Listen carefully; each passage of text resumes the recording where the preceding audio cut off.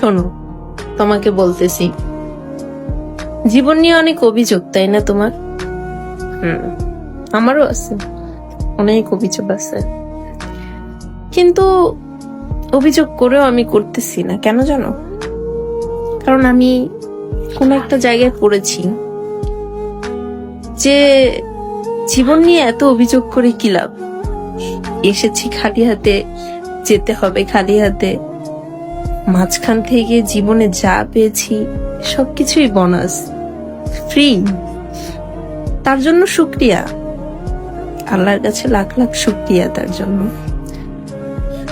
এই ফ্রি জিনিসের মধ্যে কিছু জিনিস আমাদের না হয় হলো না, কিছু জিনিস আপন করে না হয় রাখতেই পারলাম না, তাতে আবার কি এমন যায় আসে?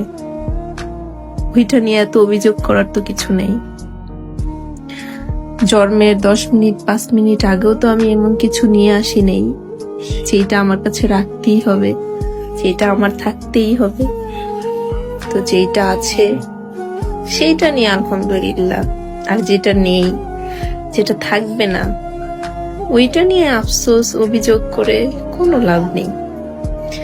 তাই জীবন নিয়ে অভিযোগ করা বাদ দাও, আর যা আছে তা নিয়ে শুকরিয়া করো, বুঝছো?